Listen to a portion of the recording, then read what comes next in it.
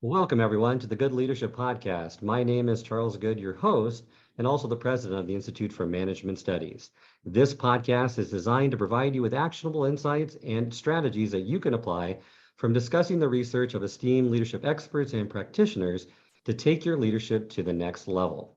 My goal is that what we discuss today will be immediately actionable and useful to you, and I'd love to hear what you're planning on implementing in the comments. Today, I'm very privileged to have as my guest Dr. Iris Firstenberg, an Adjunct Professor of Psychology at UCLA and the Adjunct Professor of Management at the UCLA Anderson School of Business.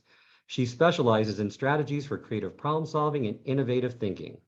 She also conducts programs on creativity and innovation for a wide cross-section of the Fortune 500 organizations, including companies in aerospace, software, telecommunications, and defense, to name but a few. Welcome to the program today, Iris. Thank you. Hi, Charles. Great to have you here today. Today, I'd love for the topic really to be around what you kind of mentioned in your book, and you list a lot of good examples in the book, one being the Ritz Carlton on how they build that culture, that right mindset within that organization that really builds this engagement throughout and gets people to where they're operating as a cohesive unit, engaged with the process and embodying the values of that organization. Yes, so I'll tell you what they do at the Ritz Carlton, which has been emulated in a number of other organizations that I can tell you about. So at the Ritz Carlton, they have 10 values, and many organizations have their organizational values. And the question then becomes, how do you as a team, how do you as an individual know that you're living up to those values? Are they just some list that nobody pays attention to? And so creating standards as a team is in fact a way to identify the values and how we as a team expect them to live up to those values. But at the Ritz Carlton, what they do is, in order to really bring their company values and make them part of the DNA of a team, they celebrate them. And they celebrate those values daily. How do they do it? At the start of the shift, every team around the world gets together for just 10 minutes and they call it the daily huddle. And in those 10 minutes, they're talking about a single value. And every team around the world is talking about the same value. And in that discussion, they're talking about great stories. For example, where have you seen somebody live up to this value? Have you lived up to this value above and beyond in a way you want to share with others? And it's a 10-minute of positive storytelling. What's really impressive is that everyone's talking about the same value around the world, and everyone knows which value we're going to talk about tomorrow. So throughout the day, you are primed, and this is a word we'll talk about, you're primed to think about or look for, even at a back of the burner level, stories of you that you can share tomorrow. And so the Ritz Carlton has 10 values, and it takes them 10 business days to get through the values, and then they just cycle through again. So it's a never-ending process of constant reminder of what our values are and how we're living up to them, but all in a very positive way.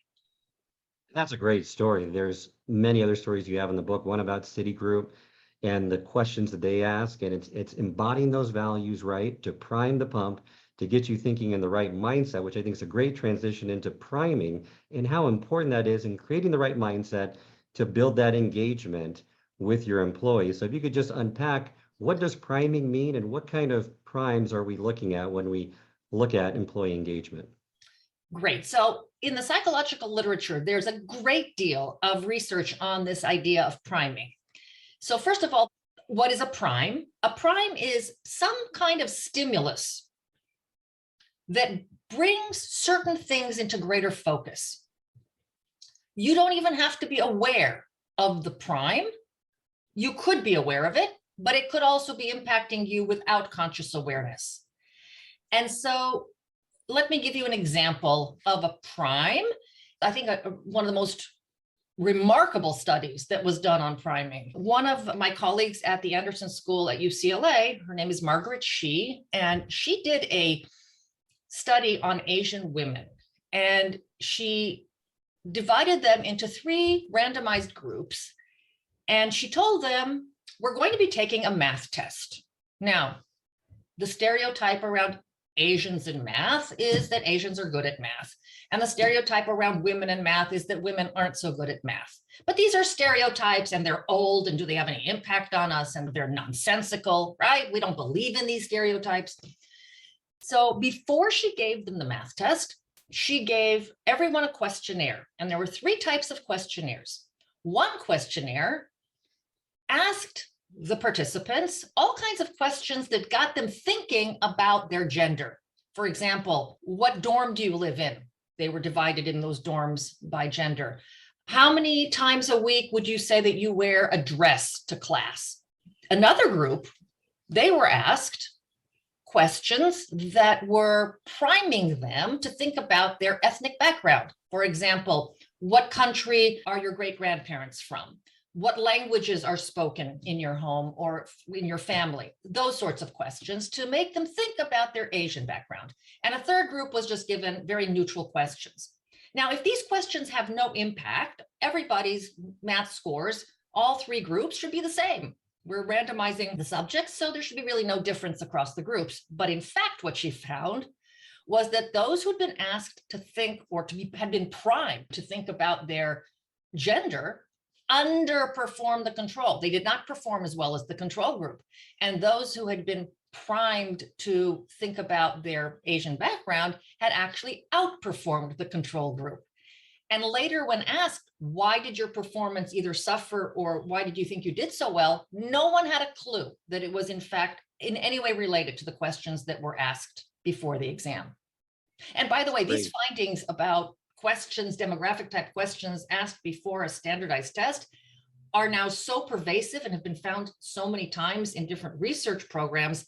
It is now standard practice on these types of exams to ask those demographic questions after the exam. So if you take a standardized exam like the GRE or the LSAT, or those questions are asked later, not before.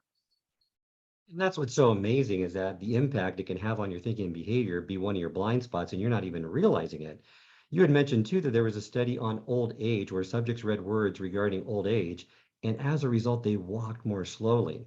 Yeah. Other studies have shown similar effects. Arizona 2000 general election, voters were more likely to vote for a sales tax to fund education if the voting booths were within schools, which blows my mind that people have that predisposition. They don't know it, but they're more inclined to act in certain ways based on these external outside influences.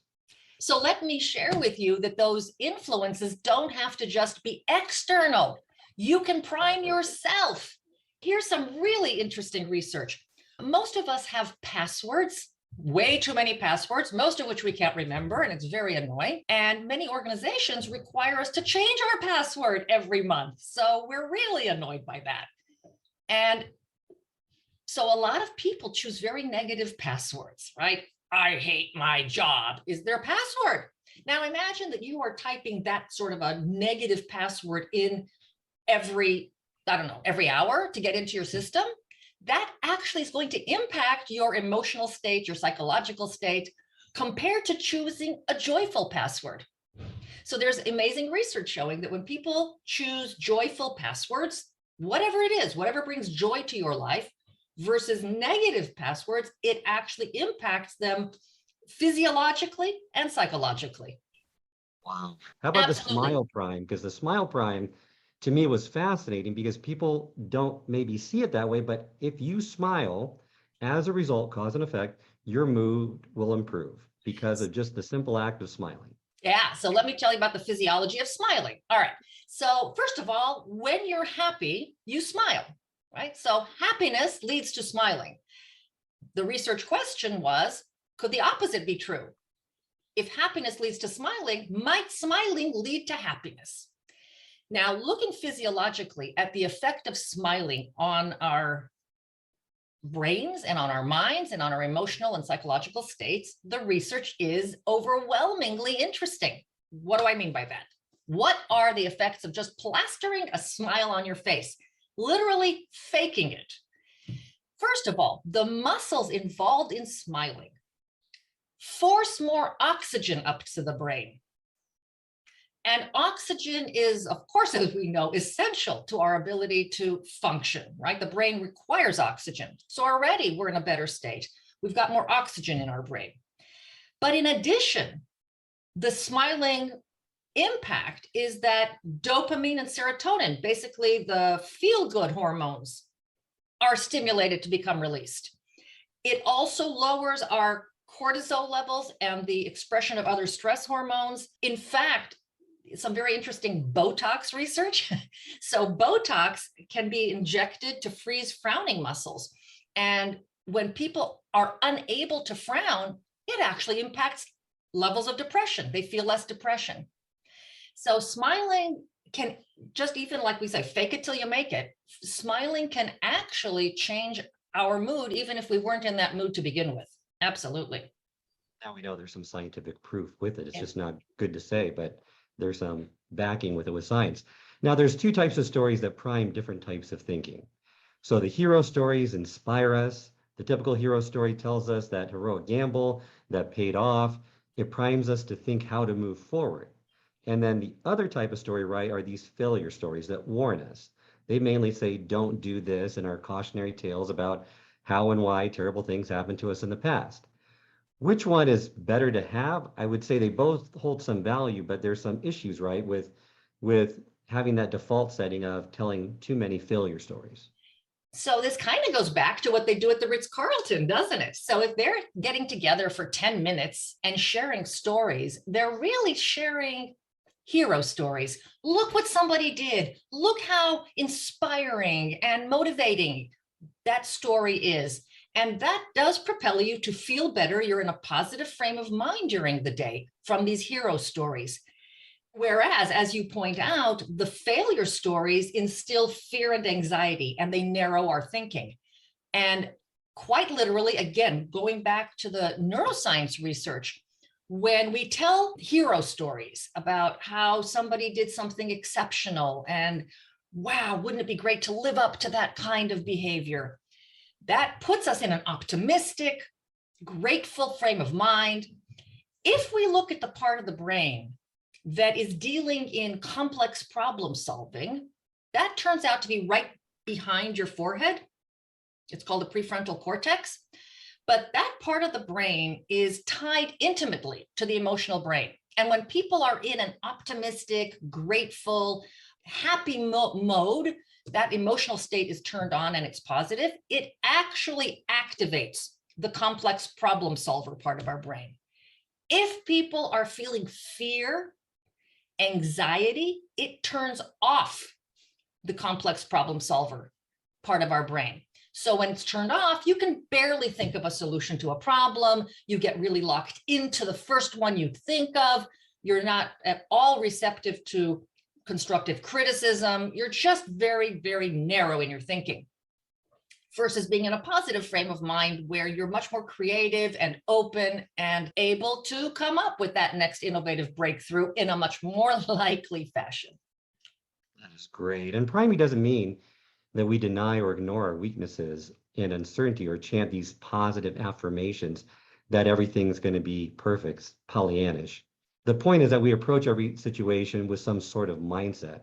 So we take the opportunity to actively create the mindset that's the most conducive to your success, in this case, to getting engagement, to getting them to buy into the process and have a stronger vested interest in their jobs and with their organizations. Absolutely. The reason we're pointing out, and I think we're emphasizing the positive talk, the positive passwords, the positive conversations, is that how many of us, our default self-talk is negative. We focus on our failures, we focus on our weaknesses, we focus on the one thing we did wrong, and we berate ourselves and we just can't let go of it.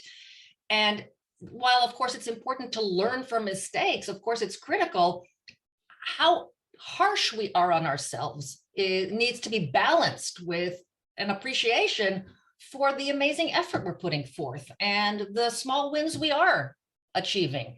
And so one more thing to note is something in psychology called the progress principle. And the progress principle says that if you have an audacious goal you're heading for, and of course there's going to be failure along the way. There's going to be challenges you have to overcome. It's hard to achieve tough goals. People will give up a lot faster if they're not sensing some sort of progress. And so what are you doing for yourself and for your teams to celebrate the small wins, to celebrate the effort people put into achieving goals? I'm not talking about the big celebration at the end of the project.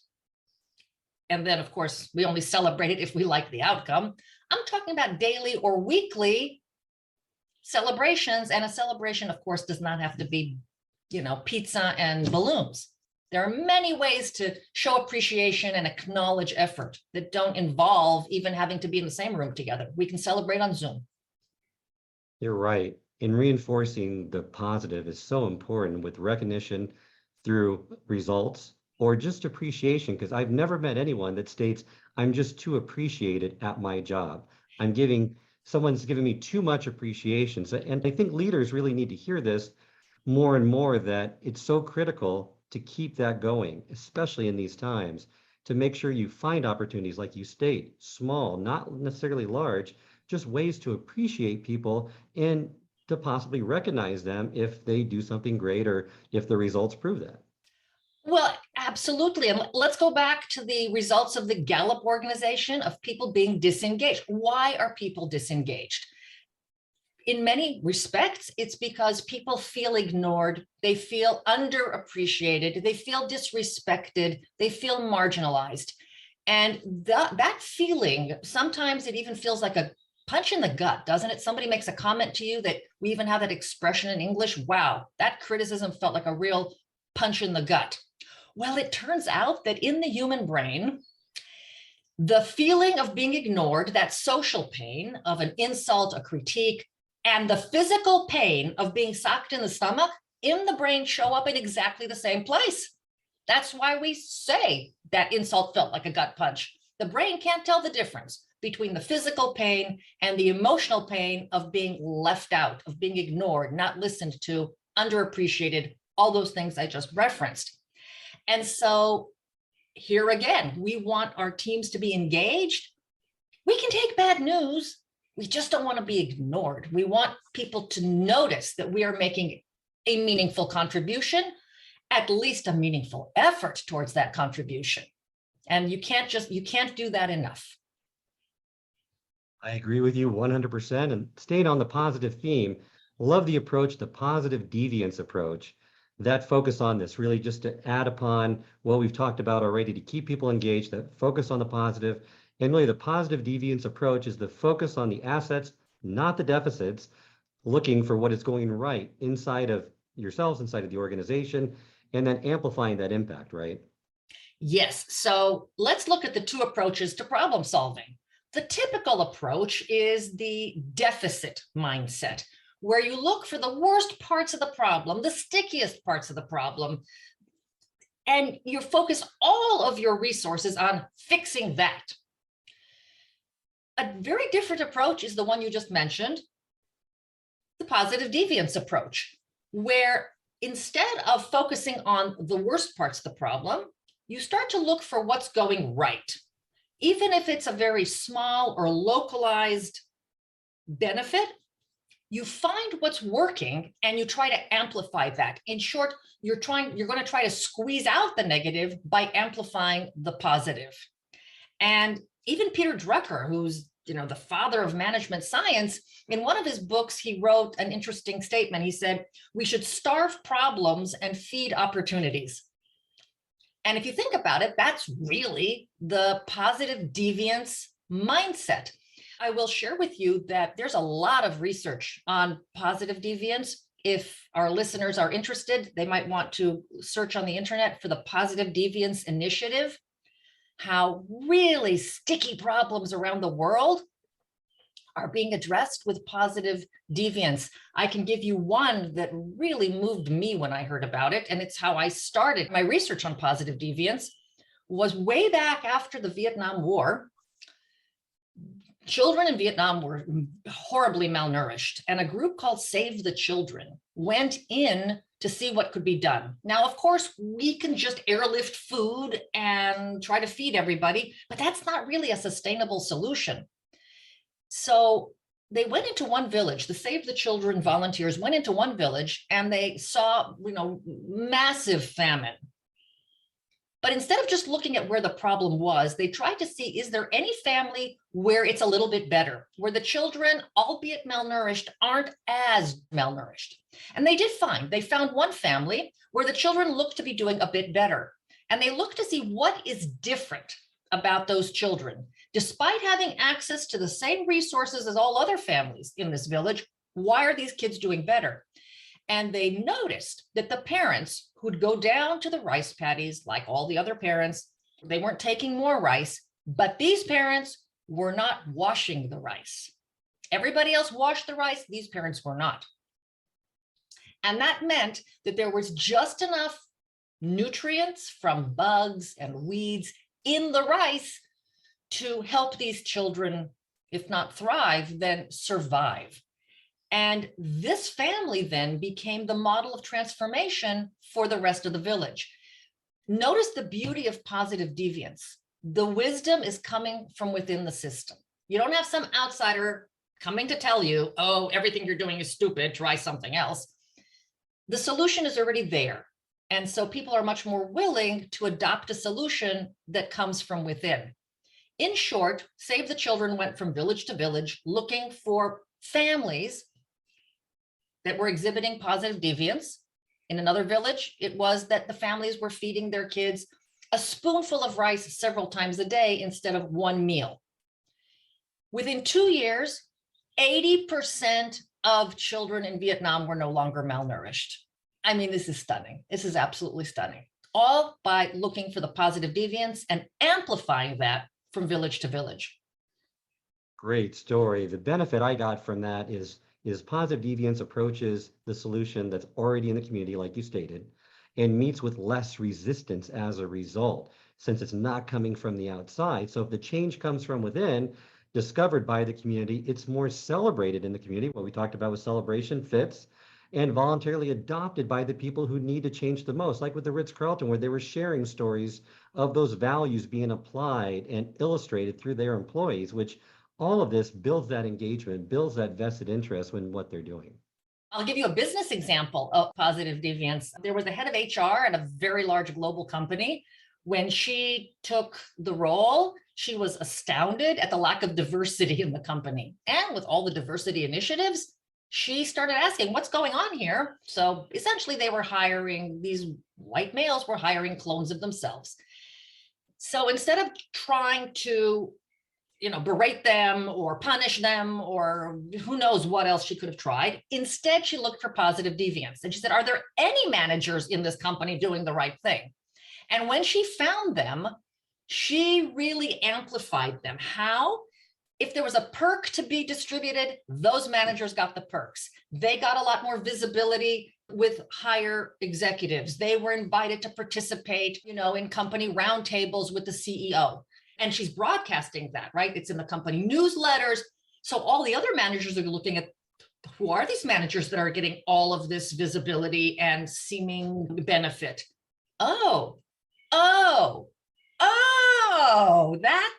Okay. And here again, within a few years, suddenly amply qualified people were found by all these managers who prior to that had said, no, we can't do that. So she was squeezing out the negative by focusing on the positive. That story.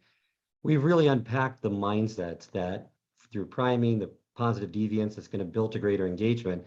But now let's move from the mindsets to how to turn these behaviors into habits. And there's a whole science about this. It's really popular right now. We have some best-selling books that we've profiled on previous podcasts with Atomic Habits, with BJ Fogg's great book, as well as a few others. But give us some of the neuroscience behind it and how can we develop habits based off of science and the proven principles that you know of? All right, so let's talk a little bit about the brain. It should be our favorite part of our head, right? So when you're born, you have billions of brain cells. They haven't done much yet, right? They're really waiting to see what's going to happen in your life. What these brain cells have the capacity to do is form connections with one another. By the way, every brain cell can connect with about 10,000 of its peers. So if you have billions of brain cells and they're all connecting with 10,000 friends, we're talking trillions of connections in the brain. Now, every experience you have creates new connections in the brain. Sitting right now, listening to this podcast, your brain is creating connections that were not there before you started your attention, right? So this is happening constantly. Our brain is constantly sculpting itself. Now, what about behaviors that get repeated? You engage in a behavior, connections are going to get formed. When behaviors are repeated, those connections get stronger. Every time you repeat a behavior, those connections get stronger and stronger and stronger. Think about driving. Here's a good example, right? You learn how to drive. In the beginning, oh my gosh, you don't know where to put your hands and your feet, and you're lucky you don't have a third foot because you wouldn't know what to do with it. The gas pedal, the brake pedal, the signals, the mirrors that you have to look at. But over time, where you engage in that driving behavior over and over and over again, it starts to become second nature. Suddenly now you could even have a conversation with a passenger. You couldn't do that when you started driving. So what ends up happening is when we build up practice, we are honing those connections in the brain. We're making those pathways much easier to activate. And so it takes a lot less cognitive resource to deploy what has now become a habit. The brain uses less oxygen, it uses less glucose, thereby allowing you to put your focus on other things like having a conversation. So building up habits does require repetition. That's the key, is repetition. That's what's going to really create that fluidity and ease of those connections. Now, what kind of repetition? It depends on the task. That's why I think that the daily huddle that the Ritz Carlton engages in is ideal. Daily is fantastic. You may not be able to do that though. Could you have a huddle with your team once a week? Or could you even do it just once a year at the annual celebration of the holidays? And the answer is the more the better, the more the better. I would argue at least once a week. Otherwise, it's no longer a habit. It's just a thing we're gonna forget to do. Well, there's a lot of habit science right now out there about best practices to do it, how to get better at forming these daily rituals, routines, and habits, which really help us increase our ability to conquer uncertainty and shape our success. Because in these highly uncertain times, where there's so much uncertainty out there, if you can fall back on proven, time-tested rituals, habits, and routines, you're more likely to be successful despite what's going on externally, and keep that level of engagement because you have that foundation. So try to tie in, Dr. Firstenberg, with habit formation and creating these habits. How does that help us be successful in these highly changing times where there's so much uncertainty? One of the things we need emotionally and psychologically are anchors. When there's a lot of change and all we're talking about are the changes, we can feel very untethered. We use that term, we feel untethered.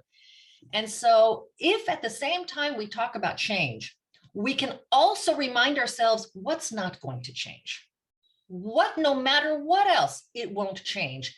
That helps us, it helps ground us and helps us better accept all the changes that are just part of moving into the future. So what are some of the anchors in your life that you know won't change? What are some of the anchors in your professional life that you know won't change? One of the things that does not change in an organization is the purpose, is its overriding sense of why as an organization we exist. What value do we create? And if we can have that conversation with ourselves and our teams, reminding ourselves why we exist, why this organization matters, for whom we create value, and why that matters to us and to them, we're better able to accept a change in our practices to better support that purpose. That's great. I love for us to talk a little bit now about how to bring the future to the present, because the habits get us to a better place in the future if we have the right habits and do them consistently enough. But many people discount the future too much, looking at the here and now, not delaying gratification. And then when the future arrives, it's something that they're not prepared for. Versus there's techniques that you provide that are great techniques, simple, anyone can do them, that gives you the right mindset to bring that future more to the present time. So this is going to be the content of our session, our IMS session, in large part. One of the most intriguing things our brain can do is imagine the future.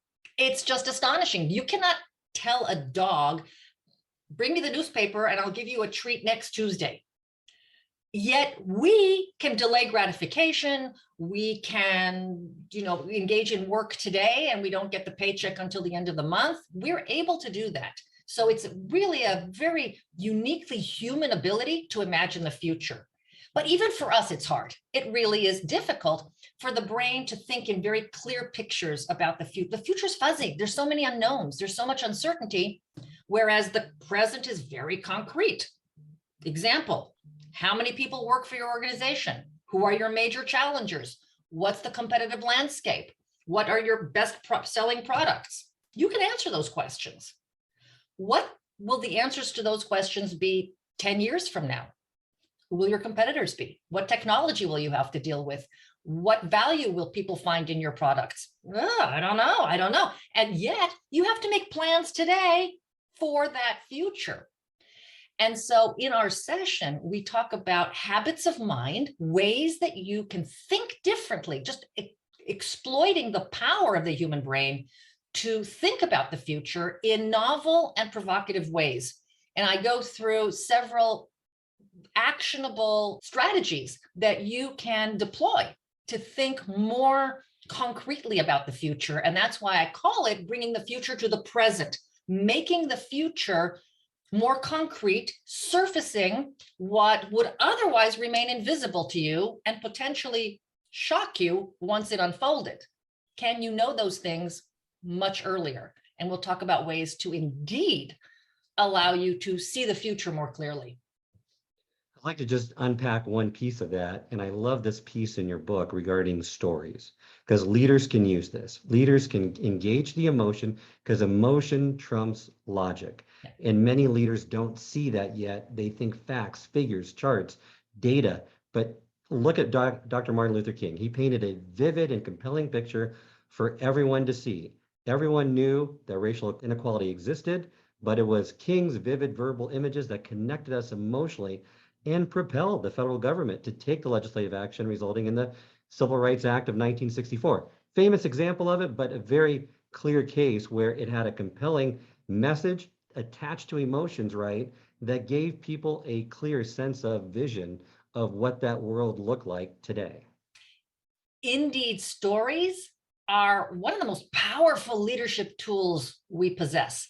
And the reason stories are so powerful is that we consider them the native language of the brain. What do I mean native language? When you have a small child, you're putting them to bed, we're talking a 1-year-old, 18-month-old child. You don't pull out PowerPoint slides, you're not showing them Excel spreadsheets, you're not telling them data, right?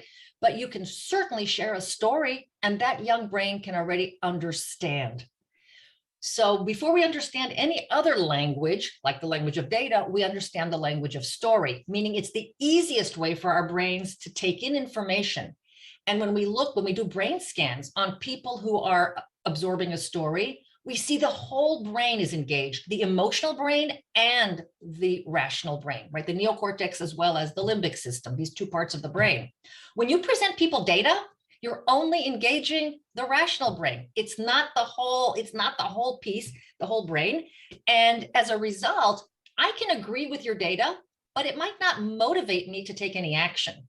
I'm not emotionally inclined to get excited, inspired, and then take the action required to make changes. But if you embed that data in a story, now I'm excited, now I'm motivated, I might then take the action.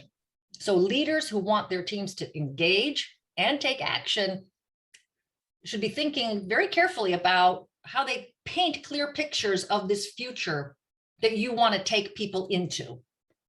That is great. And I think that really, I can stress that even more, that even though someone might agree with what you're saying, they're still not going to maybe take the action. Those are two separate steps. Yeah. And a lot of leaders think, well, you agreed with me. Why aren't you coming along with me on this journey? Because you haven't connected emotionally with them and given them a reason to motivate that action, which is so critical. And many leaders I see still missing that essential piece of it, that they've painted the picture through data. They are not a good storyteller, or they haven't connected it to a deeper emotional reason, and therefore they're not getting that engagement, that buy-in from their employees. Exactly. And another piece to it is that I might be excited. I believe your data. I'm even excited about your story, but I'm afraid to take action. And with fear as a default emotion in an organization, nobody's going to want to make any kind of change. They're too afraid of what it might mean should they fail. So that's something leaders have to be thinking about as well.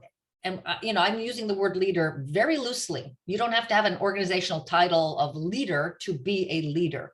Any colleague can be a leader in creating the resilience for a team. How do we look at failure? How do we treat each other when we fail? Do we have an environment where people feel safe to speak up or admit a weakness, ask for help? What kind of culture are we creating so that we do have a team that can meet setbacks with enthusiasm and move forward? Thank you. So many great things we talked about today. We could talk about this for hours. I know hopefully I can get you on an upcoming episode as well for us to unpack other issues, because there's so much more to unpack. But we're reaching the end of this episode, so I always like to have a call to action at the end. So if there's one thing that you can get leaders thinking about right now, Dr. Firstenberg, regarding increasing the engagement of their employees, what would that first step be for them? I want leaders to think about what kinds of stories they share in the organization. What are the prevailing stories that people are repeating? And what does that say about the organization itself? And what could you be doing to introduce new stories that will take the organization where you want it going? Great advice. Let everyone know how they can get a hold of you. I'm on LinkedIn. I'm on the UCLA directory with email. Certainly ways to reach me. She has a great book, How Innovative Thinking Leads to Extraordinary Outcomes, that can be purchased on Amazon. So great book, packed with lots of actionable insights. Thank you, Iris, for joining me today. Thanks so much. Hope to see everyone in our IMS session.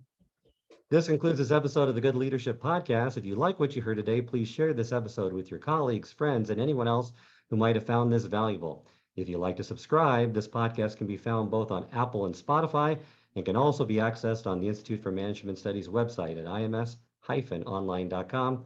Until next time, remember, it's not what you know, but what you do consistently that makes a difference.